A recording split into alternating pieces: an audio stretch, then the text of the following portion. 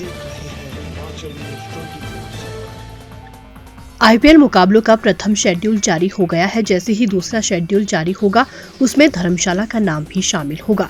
1 या 2 मुकाबले यहां पर होंगे। केवल आने वाले लोकसभा चुनाव की तिथियों का इंतजार कर रहे हैं। ये बात आईपीएल के अध्यक्ष अरुण धूमल ने सुजानपुर में आयोजित एक कार्यक्रम के दौरान कही। उन्होंने कहा कि धर्मशाला की स्टेडियम की पूरे विश्व में चर्चा है। बात इसकी खूबसूरती की हो या फिर यहाँ पर क्रिकेट खेलने की हो, सुविधाओं की हो, हर चीज की तारीफ सुनने को मिलती है। उन्होंने कहा कि केंद्रीय मंत्री अनुराग ठाकुर के प्रयासों से हमें विश्व का सबसे बेहतरीन और शानदार स्टेडियम हिमाचल में मिला है। यहाँ पर अधिक से अधिक क्रिकेट मुकाबले हों, इस पर काम किया जा रहा है। अनुराग ठाकुर जी के इस प्रयास की बहुत बुरी प्रशंसा की। इनके जो बार्मी आर्मी है, उनका फैन ग्रुप है, जो उनके हज़ारों दर्शक जहाँ भी इंग्लैंड टीम का मैच होता है उनके साथ जाते हैं, ट्रैवल करते हैं। उनके एमडी मुझे उनको पता था कि तब तक ये शेड्यूल हो गया था टेस्ट मैच। उन्होंने कहा कि मुझसे सबसे ज़्यादा जो मांग आ रही है वो जो धर्मशाला में टेस्ट मैच है उसके लिए आ रही है। और आप देखेंगे 7 तारीख को जो फाइनल टेस्ट मैच है बिटवीन इंडिया इंग्लैंड, सबसे ज़्यादा उपस्थिति अंग्रेज़ी दर्शकों की इस मैच के लिए रहेगी। और मैं मानता हूँ इससे हमारे प्रदेश के पर्यटन को बहुत बड़ी मजबूती मिलेगी।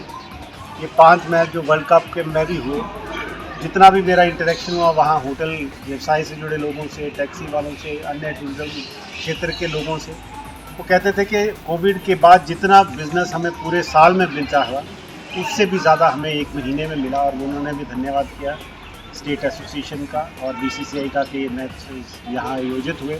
और मैं मानता हूँ हुए भी तब जब कुल्लू का दशहरा भी था।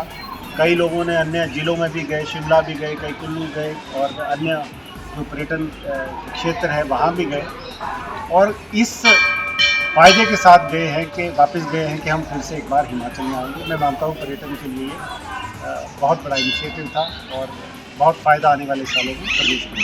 देखिए पिछली बार भी जैसा आपको याद होगा 10 साल बाद आईपीएल के मैचेस यहाँ पर आए थे। 2 मैचेस वो हुए भी।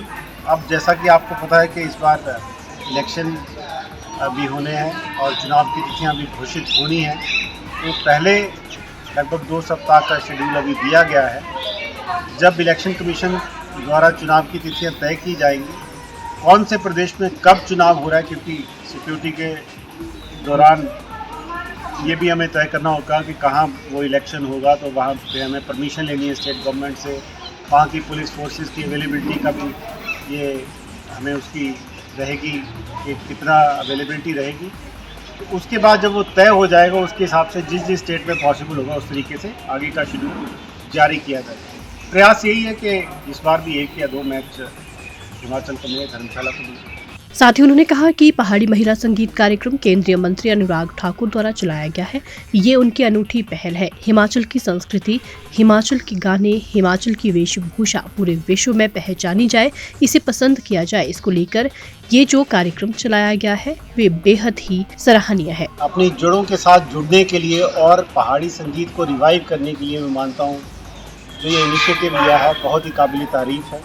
मैं पहले भी 1-2 कार्यक्रमों में सम्मिलित रहा और जो जोश और उत्साह मैंने देखा सभी महिला मंडलों में, जिस तरीके की उपस्थिति दर्ज की और जो उन्होंने ज़बरदस्त कार्यक्रम पेश किए, मैं मानता हूँ ये आने वाले टाइम में हमारे पहाड़ी संगीत को एक नए आयाम पर लेके जाएगा और नई प्रतिभाओं को निखरने में इसमें बहुत बड़ा मौका मिलेगा। हिमाचल न्यूज़ 24/7 के लिए हमीरपुर से मीनाक्षी सोनी की रिपोर्ट।